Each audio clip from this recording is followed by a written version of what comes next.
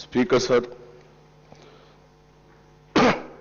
Minister గారు ఇక్కడ 2-3 clarity.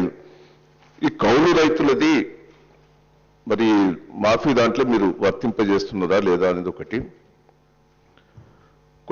Cooperative సొసైటీలు, కొన్ని గ్రామీణ బ్యాంకులు కొన్ని బుక్ అడ్జస్ట్మెంట్ చేశాయి క్రాప్ లోన్లని. అవి దీంట్లోకి వస్తలేవు. వాళ్ళే బుక్ అడ్జస్ట్మెంట్ చేశారు. గ్రామాలలో మీకు తెలుసు బుక్ అడ్జస్ట్మెంట్ జరుగుతుంది. మళ్ళీ ఎంబడే లోనుది అడ్జస్ట్మెంట్ చేసుకొని ఎంతో కొంత మళ్ళీ 500 1000 మళ్ళీ అదనంగా ఇస్తారు కొంత కట్టించుకొని. ఆ బుక్ అడ్జస్ట్మెంట్ కూడా లోన్ మాఫీలో వస్తలేవట.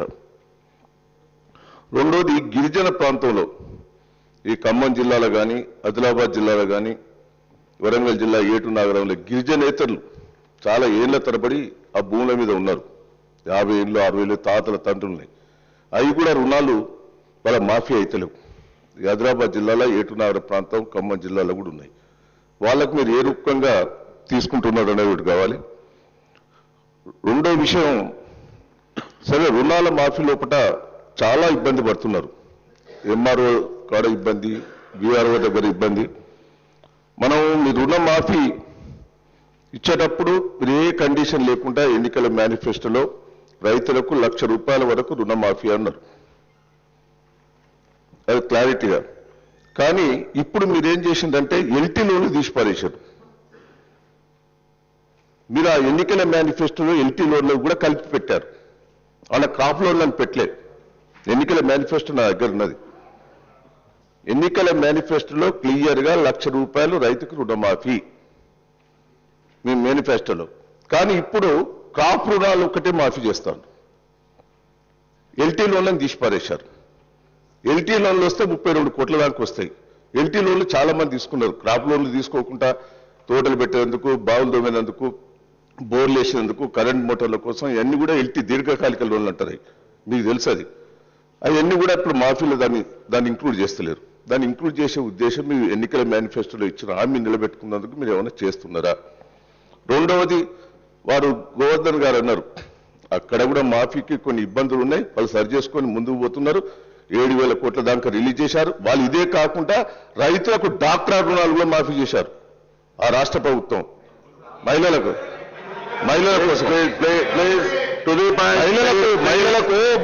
డాక్టరా రుణాలు కూడా మాఫీ చేశారు.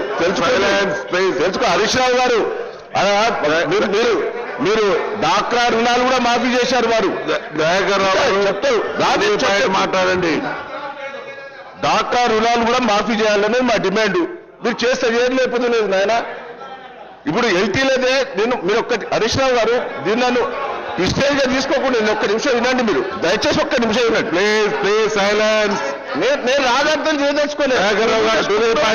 1 నిమిషం మీరు వినండి దయచేసి. స్పీకర్ సార్ నేను 2-3 నడవనియండి. మీరు ఒకటి రుణమాఫీలో 1 నిమిషం తెలుసుకున్న ప్రశ్న. స్పీకర్ సార్ 1 నిమిషం. హరీష్ రావు గారు 1 నిమిషం వినండి. నేను చెప్పని మళ్ళీ నువ్వేం చెప్తారు సార్ చెప్తావు. అదో వారు మాట్లాడిన తర్వాత మీకు మళ్ళీ టైం ఇస్తాల్సిన అవసరం ఉంది. సార్, గౌరవ సభ్యులు దయాకర్ రావు గారు మాట్లాడుతూ మేము డాక్రా రుణాలు మాఫీ చేస్తామని చెప్పారు. అంటే మేము పక్క రాష్ట్రంలో చేస్తామని చెప్తున్నారు. అధ్యక్ష, మా ముఖ్యమంత్రి గారు ఎన్నికల మేనిఫెస్టోలో ఏదైతే పెట్టినామో ప్రతి ఒక్కదాన్ని తూచా తప్పకుండా అమలు చేస్తున్నటువంటి ప్రభుత్వం మా ప్రభుత్వం. కానీ ఈ ప్రభుత్వం అధ్యక్ష, ఆ రోజు వీళ్ళు ఏం చెప్పింది అధ్యక్ష అంటే ఎన్నికల్లో డాక్రా మహిళలకు మీరు అప్పులు కట్టడం మానేయండి, మేము వస్తున్నాం, మొత్తం డబ్బులన్నీ కూడా మా ప్రభుత్వమే కట్టది అని చెప్పింది అధ్యక్ష. మేము పత్రికల్లో చూసాం అధ్యక్ష. 5 లక్షల రూపాయలు అప్పు తీసుకున్నటువంటి గ్రూపు ఈ రోజు 1,50,000 2 లక్షల రూపాయలు అప్పులై మిత్తిలైపోయి 6.5-7 లక్షల రూపాయలు అయినాయి అధ్యక్ష. కానీ ఈ ప్రభుత్వం ఇవాళ మాట తప్పి కేవలం డాక్రా గ్రూప్ కు ₹1,00,000 మాత్రమే మాఫీ చేస్తామని చెప్పి మాట తప్పినటువంటి ప్రభుత్వం. అది కూడా ఇంతవరకు చేయలే అధ్యక్ష. డాక్రా గ్రూపులన్నీ కూడా ఈ రోజు ఆంధ్రప్రదేశ్ రాష్ట్రంలో లబోదిబోమని మొత్తుకుంటున్నటువంటి పరిస్థితి ఉంది అధ్యక్ష. మిత్తిలు మీద పడ్డాయి అధ్యక్ష. వీళ్ళ మాట నమ్మి కట్టడానికి అసలు మాఫీ ఏమో కదా ఇవాళ మిత్తిలు మీద పడ్డటువంటి పరిస్థితి ఇలా ఆంధ్రప్రదేశ్ రాష్ట్రంలో ఉంది అధ్యక్ష. అయితే రైతుల విషయంలో కూడా అధ్యక్ష ఈ రోజుకు మా ముఖ్యమంత్రి గారు మాట ఇచ్చి టాప్ ప్రియారిటీలో Please, ఇతర ఖర్చులు please. తగ్గించుకోనైనా రైతును మొట్టమొదలు కాపాడుకోవాలని చెప్పి ఈ రోజు మా ప్రభుత్వం రుణమాఫీని అమలు చేసింది అధ్యక్ష. ఇప్పటికే మా వ్యవసాయ శాఖ మంత్రి గారు చెప్పినట్టు 8,500,000 కోట్లకు పైగా కొత్త రుణాలను రైతులకు ఇప్పించినాం అధ్యక్ష. నేను అడుగుతా ఉన్నా అధ్యక్ష, ఆంధ్రప్రదేశ్ రాష్ట్రంలో ఒక్క రైతుకైనా కొత్త రుణం ఇచ్చిందా అధ్యక్ష? ఇంతవరకు అసలు రుణమాఫీ అమలు ప్రక్రియ ప్రారంభమైందా అధ్యక్ష? వాస్తవాలు చెప్పండి. మీరు మమ్మల్ని అడగండి, డెఫినెట్గా మేము సమాధానం చెప్తాం. కానీ అక్కడేదో జరుగుతున్నట్టుగా చెప్తే రికార్డు సరిచేయడం కోసం మాత్రమే నేను మీ ద్వారా ఈ అవకాశం తీసుకున్న అధ్యక్ష, వేరే ఉద్దేశం లేదు. సార్ మధ్యలో తీసుకుంటాను సార్, నా డిస్టర్బ్ సార్. లెందు డిస్కస్ నేను క్వశ్చన్ కి ఇప్పటికి 20 నిమిషాలు టైం ఇస్తున్నాను. నేను ఒక్క నిమిషం సార్, నువ్వు మొదటికి వచ్చాను కాబట్టి మమ్మల్ని నేను ఒక్క రిక్వెస్ట్ చెప్పాను సార్. నేను బయట ఆంధ్రప్రదేశ్ రాష్ట్రం ఇంకో రాష్ట్రం ఎత్తింది నేను కాదు సార్, గోవర్ధన్ గారు ఎత్తారు. ఆడ డాక్రా మహిళలే క్లియర్ గా మాఫీకి ఒప్పుకున్నారు, మాఫీ నడుస్తున్నది. రైతులకు కూడా మాఫీ 1,50,000 చేస్తున్నారు. ఒక నిమిషం వినండి. అరే మీరు చెప్పేదానికి ఒకే పట్టకపోతే ఎట్లా మీరు? స్పీకర్ సార్, నేను అడిగింది ఏంటంటే, మీరు ఎన్నికల మేనిఫెస్టో ఇది మీదే, ఎన్నికల మేనిఫెస్టో మీరు ఇచ్చారు. మీరు రైతులకు ₹1,00,000 రుణమాఫీ, రైతులకు ₹1,00,000 రుణమాఫీ అని మీరు ఎన్నికల మేనిఫెస్టో పెట్టారు. ఈ ఒక నిమిషం, రైతుల రుణమాఫీలో ఎల్టీ లోన్లు ఎందుకు తీసేశారు? దీర్ఘకాలిక లోన్లు ఎందుకు తీశారు? రైతుల రుణం అంటే అది ఎల్టీ లోన్లు తీయొద్దా?